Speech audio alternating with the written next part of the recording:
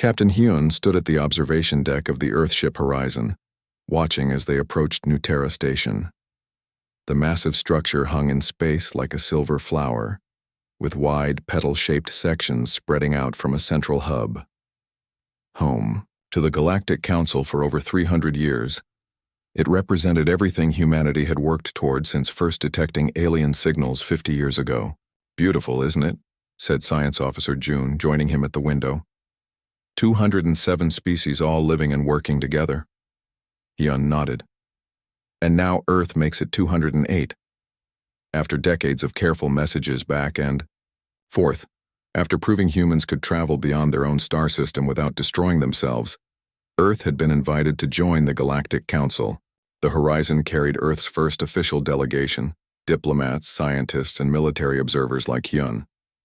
"We dock in 20 minutes, Captain," said the ship's pilot over the comm system. Hyun turned from the window. "Time to get ready then." The welcome ceremony was held in a great hall with a ceiling that showed the stars outside. Representatives from many worlds stood in groups, their bodies in shapes Hyun had only seen in pictures. Some had 4 arms, others had skin that changed colors as they talked. A few floated above the ground. Director Hwan, head of Earth's diplomatic team, leaned close to Hyun. "Remember, Captain, we're here to observe and learn. Let the diplomats do the talking." "Yes, sir," Hyun replied. He was a military historian, sent to learn about alien war strategies, if they had any. A tall figure approached them. It walked on 2 legs like a human but had smooth blue-gray skin and large eyes that seemed to catch all the light in the room. 4 small breathing holes pulsed where a human nose would be. "Welcome to Nuterra Station," it said in perfect English. "I am Ambassador Taek of the Lyrian people. We are one of the founding members of the council." Director Hwan bowed slightly. "Thank you for your welcome, Ambassador. I am Director Hwan, and this is Captain Hyun, one of our military historians." Something changed in Ambassador Taek's eyes at the word military. It was quick, but Hyun caught it. A subtle narrowing, almost like worry. "A historian? How interesting." Taek's voice remained smooth. "Your species has a strong interest in the past. We believe understanding history helps us avoid repeating mistakes," Hyun said. Taek nodded slowly. "A wise approach. Come, let me introduce you to others." The reception continued for hours. Hyun met representatives from at least 30 different species. Most were polite. Some seemed excited to meet humans, but he noticed a pattern. The older the civilization, the more careful they seemed around him. He mentioned this to June when they found each other near the refreshment table. "I've noticed the same thing," June said, picking up what looked like a blue fruit. "They scan as nervous when talking to any human, but especially military personnel." "Scan?" Hyun raised an eyebrow. June smiled. "Sorry, force of habit." He tapped a small device on his wrist. "I'm monitoring biological responses. Heart rates, breathing, skin temperature, or whatever they have instead of skin. It helps me understand how different species communicate. And they're nervous around us, but we're the newcomers. We're the least advanced species here." "Technologically, yes," June said. "But there's something else. Watch this." June led Hyun to where Ambassador Taek stood talking with 3 other aliens. As they approached, June's device blinked green. "Ambassador," June said. "We were just discussing Earth history. Captain Hyun specializes in 20th century conflicts." Taek's breathing holes fluttered slightly. "Ah, an interesting period, I understand." "Very," said Hyun. "It saw our first truly global conflicts, what we call world wars." The group fell silent. Hyun watched as the aliens exchanged quick glances. His translator device caught whispered words. "They name them? And multiple?" One of the aliens, with skin like tree bark, spoke up. "You had more than one. World War?" "2 major ones," Hyun said. "The second killed around 70 million people." The bark-skinned alien stepped back. Another, floating slightly above the floor, drifted a few inches higher. June's device was blinking red now. Ambassador Taek cleared his throat. or made a sound that the translator rendered as a throat clearing. Perhaps we should discuss the trade agreements Earth hopes to establish. I understand your planet has unique agricultural methods. The conversation shifted, but Hyun kept watching. The aliens relaxed as they moved away from the topic of war. Later, he found June again. That was strange. June nodded. Their heart rates all spiked when you mentioned the death toll. It was like telling children a scary story. But these are advanced civilizations, Hyun said. They've been traveling between stars for thousands of years. Surely they've had wars. Maybe, June said. Or maybe not. Not like ours anyway. That night, Hyun couldn't sleep. His quarters on New Terra Station were comfortable, designed to make humans feel at home, but his mind kept returning to the strange reactions at the reception. He activated his data tablet and requested information about warfare among council species. The system replied almost instantly. Limited data available. Historical conflicts documented for 189 member species. Average conflict duration, 3.2 local days. Average casualty percentage, 0.014% of population. 3 days? Earth's shortest war had still lasted a month, and most stretched on for years. And the casualty numbers made no sense. Even minor human conflicts had higher death rates. Hyun tried again, searching for total war among alien records. No matching concept found, no total war, no all-out conflicts where entire societies focused on fighting. How had they developed space travel then? On Earth, many key technologies had come from military research. His door chimed. "Come in," Hyun called. June entered, looking excited. "I couldn't sleep. I've been analyzing the data from today." He held up his wrist device. "Look at this." The small screen showed a series of colored lines. Brain activity patterns, June explained. "The blue line is a Lyrian's normal state," June said. "The red is Ambassador Tyke when you mentioned World War II. The red line showed sharp peaks. This pattern matches extreme fear or deep psychological distress." "They were afraid?" Hyun frowned. "Of something that happened 300 years? Go on a planet they've never visited?" "Not afraid of the event," June said. "Afraid of us, I think, or what we represent." Hyun stood up and paced the small room. "That doesn't make sense. The Lyrians have technology we can barely understand. Their ships could probably destroy Earth without trying. Why would they fear us?" "I don't know," June said.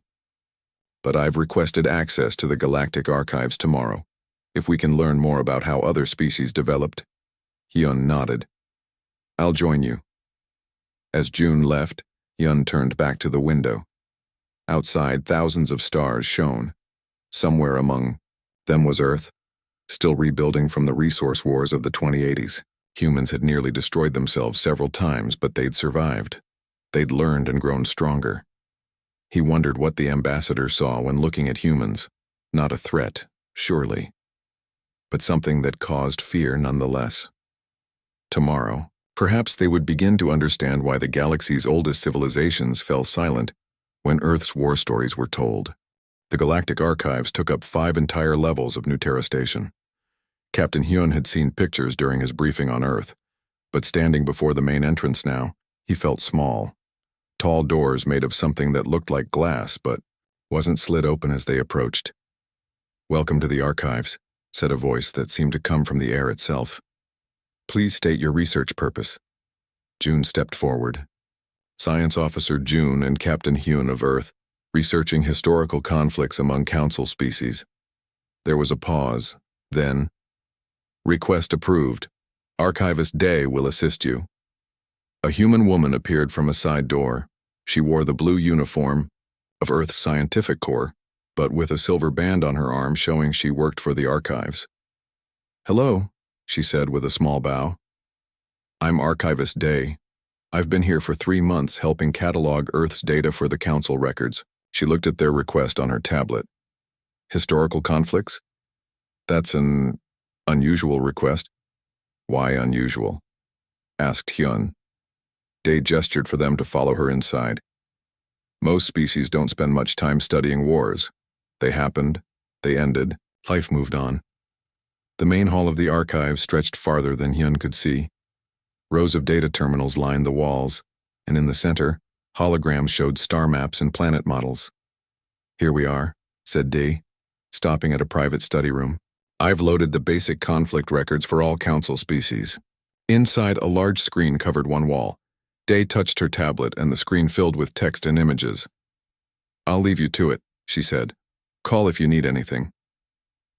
When the door closed, June immediately began sorting through the data. "This is amazing. Records going back almost 10,000 years for some species." Hyun nodded. "Let's start with the Lyrians. They seemed most uncomfortable yesterday." June found the Lyrian records. Images appeared showing tall blue-gray beings, similar to Ambassador Tech, but wearing different clothes. The text described their history: space travel for over 50,000 years, founding members of 3 different galactic alliances before the current council. "Here," said June. "Military history." The screen showed just a few short paragraphs. "That's it?" Hyun frowned. 50,000 years of history and their military section is smaller than the part about their music? June read aloud. "The last recorded Lyrian military conflict occurred 47,308 standard years ago. The water rights dispute lasted 2 days and resulted in 3 casualties. Both sides agreed to share the resource, and the Lyrian Defense Force was disbanded shortly after." Disbanded? Hyun couldn't believe it. Their entire military gone, after a 2-day fight with 3 deaths? "It seems they haven't needed one since," June said. "Let's check another species." They looked at the records for 10 different council members. None had fought a war lasting more than a few weeks. Most conflicts ended with fewer than 100 deaths. The most recent war anywhere in council space had ended 300 years ago. "This doesn't make sense," said Hyun. "How do they handle territory disputes, resource competition, ideological differences?" "Maybe they don't have those problems," June suggested. "Everyone has those problems," Hyun said. "It's not about being human or alien. It's about living in a world with limited resources." The door opened, and an alien entered. It was shorter than the Lyrians, with golden skin that seemed to shimmer. Its 4 eyes blinked at different times. "I am Counselor Min of the Taraki," it said. "I was told humans were studying war records." Hyun stood. "Yes, Counselor. We're trying to understand why our histories seem so different." Min moved to a chair, sitting with careful movements that suggested great age. "The Taraki have existed for 36,000 years as a spacefaring people. In that time, we have had exactly 7 conflicts that humans would classify as wars. The longest lasted 12 days. On Earth," said Hyun, "our 100 Years' War actually lasted 116 years. All 4 of Min's eyes widened. "But how? How did your civilization survive?" "What do you mean?" "When resources go to war, they cannot go to science, art, medicine, exploration." Min leaned forward. "A species at war turns inward. It cannot grow." "Actually," said June, "many of our greatest technological advances came during wartime. Necessity drove innovation." Min looked troubled. "May I ask, how many wars has Earth experienced?" Hyun and June looked at each other. How could they even count? Thousands at least. "Many," Hyun said simply. Min was quiet for a moment. "Would you show me your wars?" Hyun hesitated, then nodded. He took out his data tablet and pulled up files he had brought from Earth. "This is what we call World War II. It involved countries across the entire planet." He showed maps, battlefield images, statistics. Min watched without speaking, all 4 eyes fixed on the screen. 60 million dead, Min whispered finally. "And you continued fighting? For 6 years?" "Yes," said Hyun. Both sides believed surrender would mean something worse than death. Min stood suddenly. "I must consult with the council. This changes our understanding." After Min left, Dee returned. "What did you show Counselor Min?" I just got orders to give you full access to all archive records, even the restricted sections. Restricted? June asked. Records of species who aren't part of the council anymore, Day explained. The ones who disappeared or died out. Hyun felt cold suddenly. How many species have disappeared? At least 20 that we know of, said Day. Most from before the current council formed. The records aren't complete. Hyun turned to June. We need to see those records. The restricted section was a small room with a single terminal. Day activated it with a special code, then left them, alone. Look for patterns, Hyun said. Anything that might connect these lost species. They searched for hours. Most records were fragmentary, just bits of information saved by other species who had known them. But slowly a picture emerged. Hyun, June said finally. I think I found something. The species that disappeared. They were all peaceful. Even more peaceful than the current council members. What do you mean? They had no wars at all, not a single one in their histories. June pointed to the screen, and they all disappeared after contact with something called the outside. A new voice spoke from the doorway. You are perceptive, humans. They turned to see Ambassador Tyke standing there, watching them with those large, light-catching eyes. What is the outside? Asked Hyun. Tyke entered the room, closing the door behind him. Not what? Who?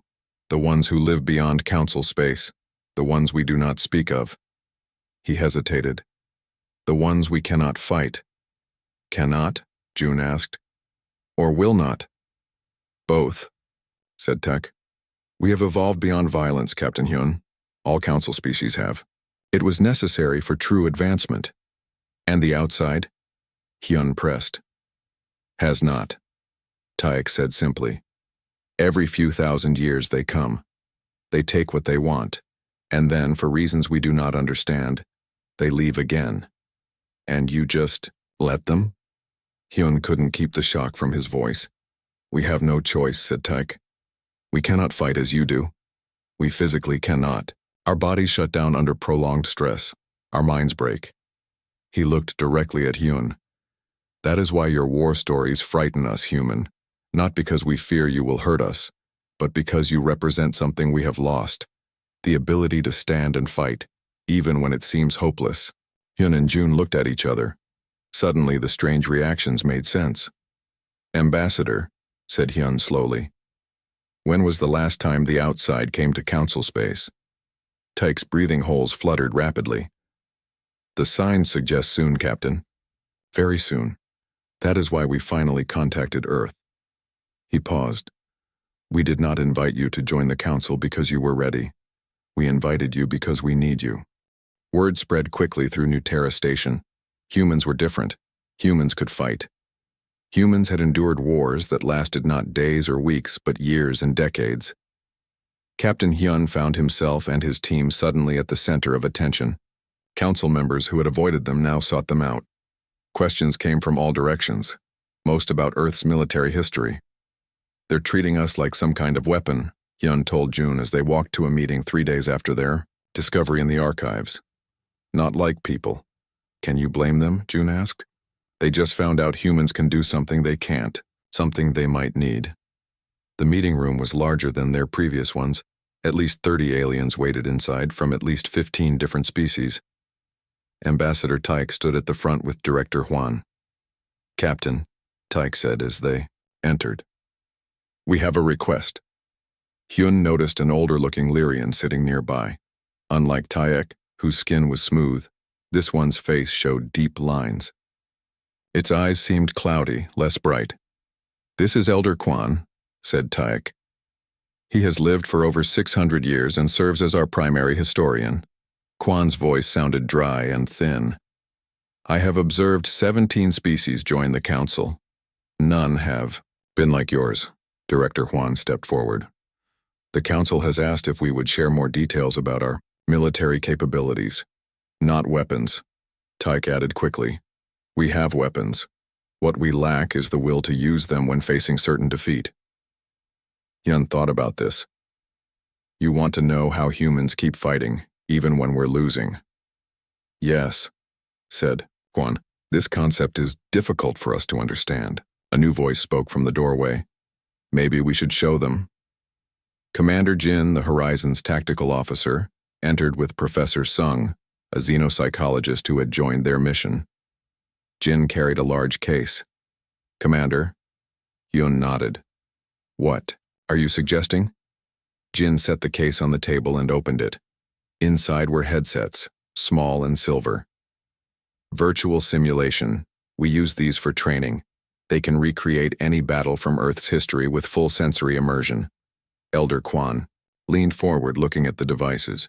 You can show us how it feels? Yes, said Jin. But I should warn you, it's intense. Your people might find it disturbing. We need to understand, Quan said simply. They chose the Battle of Incheon from Korean history. Not too ancient, not too recent. A battle with clear stakes that humans could explain easily. Only 5 observers, Professor Sung insisted. The psychological impact could be severe for species unaccustomed to conflict. They selected carefully, Elder Quan for the Lyrians, Counselor Min for the Taraki, and representatives from 3 other major council species. Each would experience the simulation with one human guide. The simulation room was plain white, with padding on the floors and walls. The observers lay on comfortable beds while technicians attached the headsets. Remember, said Professor Sung, you can exit the simulation at any time by saying end program 3 times. We will be monitoring your vital signs. Hyun was paired with Elder Quan. Ready? He asked. Quan's breathing holes fluttered. Yes. Show me what humans can endure. The simulation began. They stood on a ship approaching the Korean shore. The year was 1950, during what Earth called the Korean War. Around them, soldiers prepared for battle. Most looked young, barely adults. Their faces showed various emotions: fear, determination, excitement, worry. These are just recreations, Hyun explained. Not real people, but they act like the real soldiers did. Quan looked around slowly. They know they might die? Yes. And still they go? Yes. The landing began. Gunfire sounded in the distance. Men moved forward under fire. Some fell. Others kept going. Quan watched it all with wide eyes. His breathing came faster. They feel pain? Yes, said Hyun. Being hurt doesn't stop us from fighting if the cause matters enough. They followed the soldiers inland. The simulation showed 3 days of fighting compressed into 30 minutes. Men fought with little sleep or food. They adapted when plans failed. They helped wounded friends. They kept moving toward their goal. When the simulation ended, they returned to the White Room. Hyun removed his headset and looked at Quan. The Lyrian lay very still, eyes closed. Elder Quan, Hyun said softly. Are you all right? Quan's eyes opened slowly. No, he said. I am not. Across the room, Counselor Min was shaking, all 4 eyes blinking rapidly. One of the other aliens had already removed its headset and was curled into a ball. Professor Sung moved quickly between them, checking their vital signs. Their stress responses are extremely elevated. This was too much. No, said Quan, sitting up with effort. It was necessary. We needed to understand. Jin approached them. What did you learn, Elder? Quan looked at the human faces around him. That we have evolved in different directions. My people developed technology that extended our lives, that let us travel between stars. But we lost something you have kept. He pointed to his head. The ability to push beyond pain. To fight not just for survival, but for ideas. It's not just mental, added Professor Sung. It's physical too. Human bodies produce chemicals during stress that help us keep functioning. From what we've seen, council species don't have the same responses. Commander Jin nodded. In training, we have a saying, the body can take more than the mind believes it can. Humans can be pushed very far before breaking. And when you do break? Asked Counselor Min, who had finally stopped shaking. We heal, said Sung. Not completely. Sometimes. But we go on. Later, they gathered in a larger room. More council members had arrived, eager to hear what the observers had experienced. Elder Quan stood to address them. His voice was stronger now. "I have lived for 6 centuries," he said. "I have seen civilizations rise and join us. I have seen others fall to the outside. Never have I understood why some survive and others do not." He turned to look at the humans. "Now I begin to see." Hyun felt uncomfortable as all eyes turned to him. "We're not special. We've just had a different history." "No," said Quan. "You are unique among all species we have encountered. Not because you fight, many species fight, but because you can endure fighting. Because you can watch friends die and still continue. Because you can lose battle after battle and still believe you might win the war." A murmur went through the room. "The outside comes soon," Quan continued. "They will take what they want, as they always have. But perhaps with humans to teach us." He left the thought unfinished. Hyun looked at June, Jin, and Sung. They all saw it in the aliens' faces. Not disgust at human violence. Not judgment of Earth's bloody history. Hope. These ancient, advanced beings looked at humans and saw something they had lost. Something they now desperately needed. The ability to stand and fight, even when all seemed lost. "We will help you," Hyun said finally. "But first we need to know everything about this enemy, about the outside." Quan nodded slowly. "Yes, it is time we remember how to tell war stories." 3 weeks after the simulation, Captain Hyun stood in Nuterra Station's Central Command Center for the first time. The huge room buzzed with activity. Screens covered the walls, showing star maps and ship movements. In the center, a large hologram displayed a section of the galaxy, with a red area slowly expanding from one edge. "The reports are confirmed," said a Lyrian officer. "The Vorak have taken the Sigma-9 outpost. All contact lost." Supreme Counselor Bayek, the highest-ranking Lyrian in the Galactic Council, turned to Director Hwan and Hyun. Unlike Ambassador Tayek, Beck's skin had a purplish tint, marking him as from a different Lyrian region. "This is the 3rd outpost in 14 days, Beck said. "They move faster than in previous incursions." "The Vorak." Hyun said the name carefully. "These are the beings you call the outside?" "One of them," Beck replied. "Every few thousand years, aggressive species emerge from unexplored space. They take what they want, cause great damage, then disappear again. Sometimes they fight each other. Sometimes they simply leave. We never know why." Director Hwan studied the map. "Have you tried communicating with them?" "Many times," said Beck. "They respond only with demands for complete surrender. No negotiation." A new voice joined the conversation. Classic conquest pattern. General Yoon had arrived from Earth just 2 days ago. The military advisor was older than Hyun, with gray hair and a face that showed years of experience. Earth's leadership had sent her after hearing about the situation. "You've seen this before?" asked Ambassador Taek, who stood nearby. "Not these specific aliens," said Yoon. "But the pattern. History is full of conquerors who follow this approach, show overwhelming force, demand surrender, make examples of those who resist." She studied the map closely. "What defenses have you tried?" Bayek's breathing holes fluttered with distress. "We have powerful weapons, energy shields, ships faster than theirs. But our people, they cannot. They break under pressure," Hyun finished for him.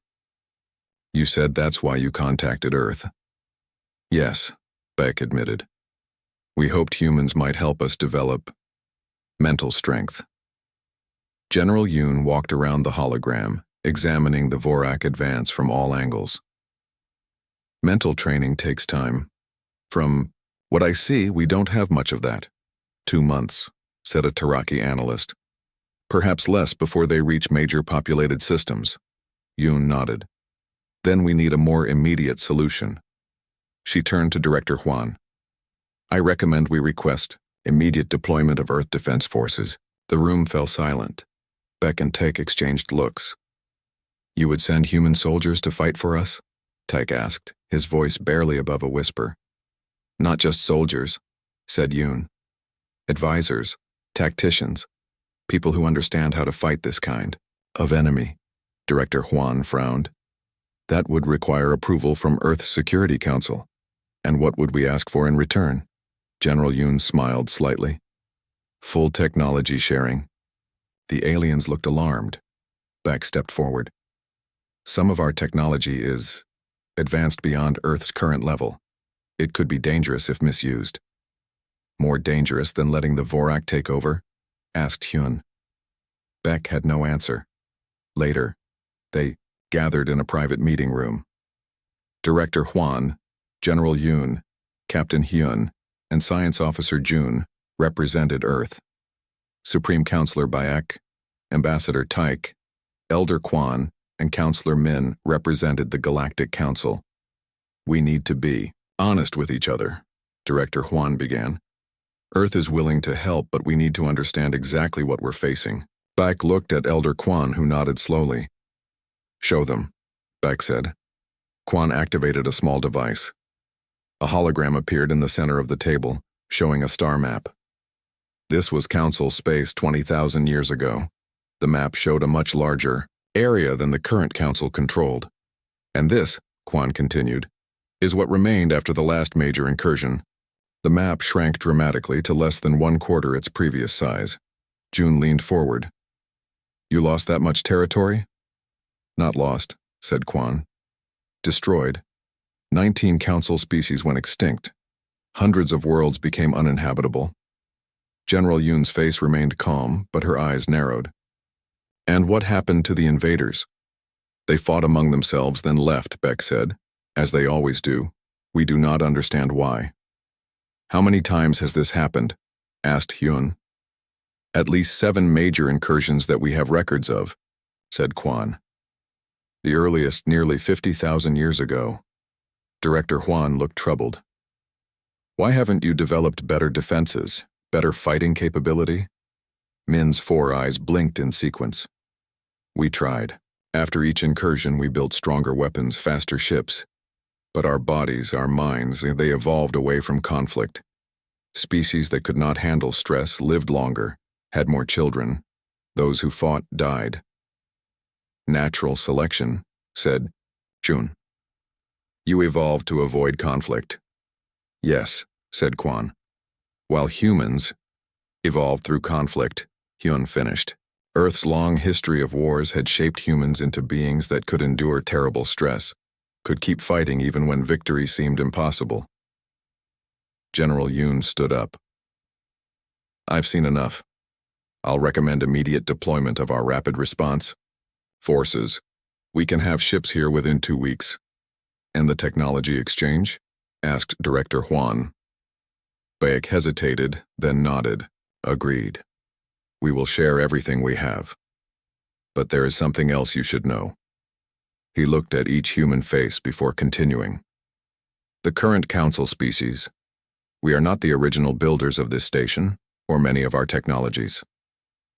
What do you mean? Asked Hyun.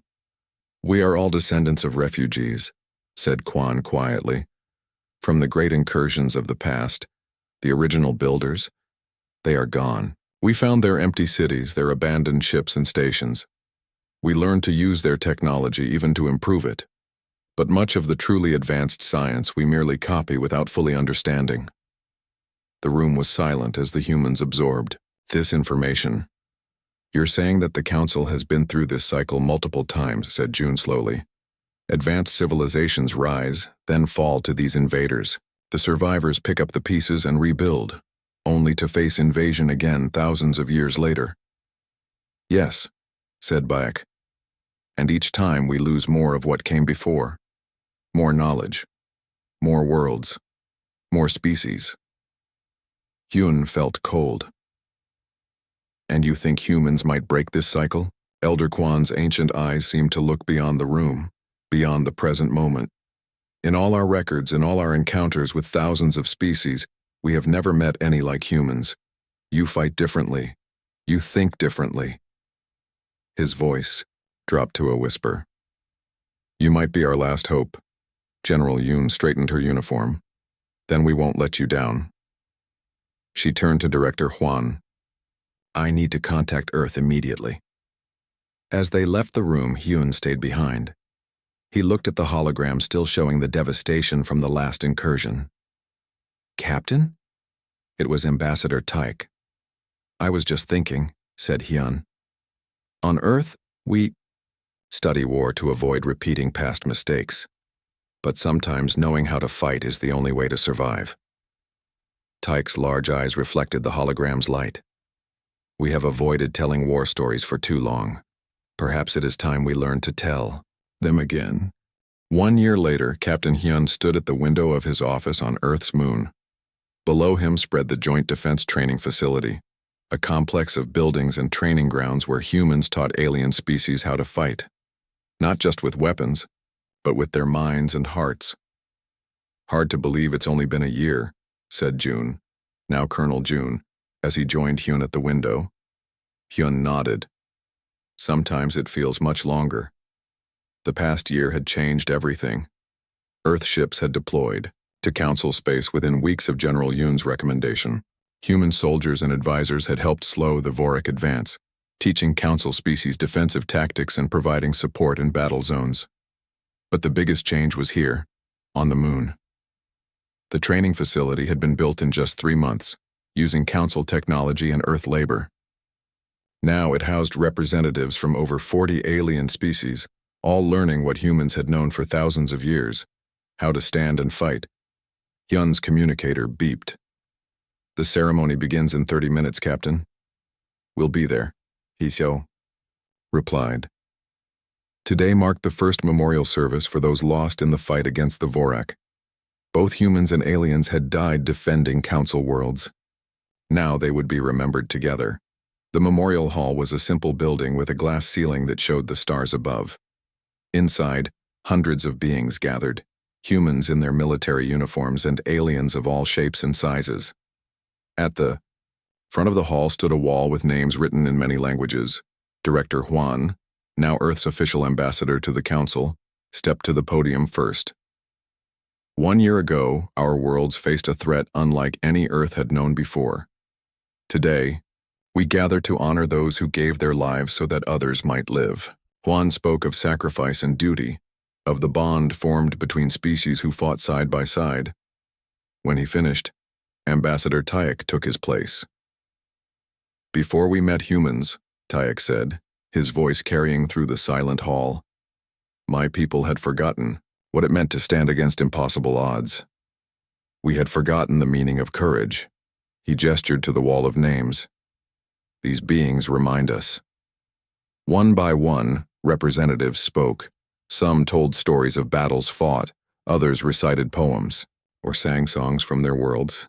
Each honored the dead in their own way. Professor Sung, who had developed special training programs to help aliens overcome their fear responses, whispered to Hyun, they're learning, not just to fight, but to remember. Hyun nodded. That was the key discovery they had made over the past year. Council species could fight if they had to. Their bodies still contained the basic instincts. They had simply lost the cultural knowledge, the stories, the traditions, the memories that taught each generation why some things were worth fighting for. Finally, Supreme Counselor Bayek approached the podium. The fighting had aged him. His skin now showed deep lines and had faded to a lighter blue. For too long, we of the Council looked at our history and saw only what we wanted to see, he said. We remembered the peace, the achievements, the art and science. We forgot the cost. Bayek turned to look directly at the Earth representatives. Humans reminded us of what we had lost, not through violence but through memory. Their war stories are not celebrations of death as we once feared. They are reminders of sacrifice. They are lessons to future generations. They are warnings. Raised a hand toward the wall of names. Today we begin to tell our own war stories again. Not to glorify battle, but to honor those who gave everything for others.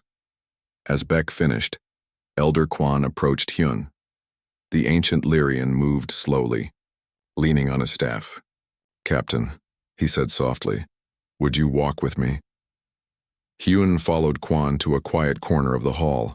The elder carried a small box made of something that looked like wood but wasn't. Before the ceremony ends, I wish to give you something, said Kwan. He opened the box carefully.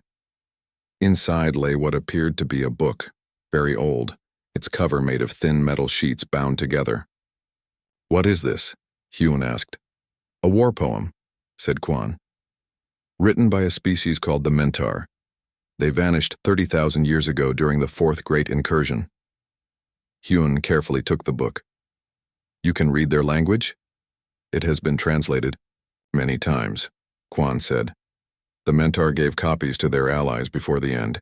It passed from species to species, one of the few artifacts to survive from before even my people joined the council. Hyun opened the book. Inside, strange symbols covered the pages with smaller writing beneath that his translator device rendered into English. They knew they would not survive, Kwan continued. The Mentar were much like your people. They fought to the end. But, before their final battle, their greatest poet wrote this, a message to whoever might come after. Hyun began to read. The poem told of a civilization facing extinction, of last stands and fallen cities. But it wasn't just about death. It spoke of the things worth dying for. Freedom, family, the right to choose one's own path among the stars. As he read, Hyun felt a chill. These words, written by an alien 30,000 years ago, could have come from Earth's own history. The same ideas, the same values expressed across time and space. The final line struck him hardest. Remember us not as warriors, but as teachers. What we could not save with our hands may yet be saved by our words. Tell our story to your children, so they may know when to stand and when to reach for peace. You see it now, said Kwan, watching Hyun's face. Why your war stories frightened us. They were too familiar. They reminded us of what we had lost. Not just the ability to fight, but the wisdom to know when fighting is necessary. Hyun closed the book carefully. And this has been passed down for 30,000 years? Yes, said Kwan, but in secret, shared only among historians. We were afraid to remember too much, afraid it might lead us back to the violence of our distant past. The elder sighed. We forgot that forgetting can be more dangerous than remembering. Around them, the ceremony was ending. People were moving toward the exits, talking quietly. The Vorek advance has slowed, said Hyun. General Yoon believes they'll withdraw within another year if the pattern holds. It will, said Kwan, but they will return, or others like them. They always do. Then we'll be ready, Hyun said, all of us together. Kwan's ancient eyes studied Hyun's face. That is why we fell silent at your war stories, Captain. Not because we judged you. Because we recognized ourselves as we once were. As we needed to be again. He gestured to the hall, to the hundreds of different beings moving through it. You have taught us to remember. Hyun looked down at the book in his hands, the words of a long-dead poet who had faced extinction with courage. The poem says, what we could not save with our hands may yet be saved by our words, he said. Maybe that's the greatest lesson. War stories aren't really about war at all. They're about what makes peace worth fighting for. Kwan nodded slowly.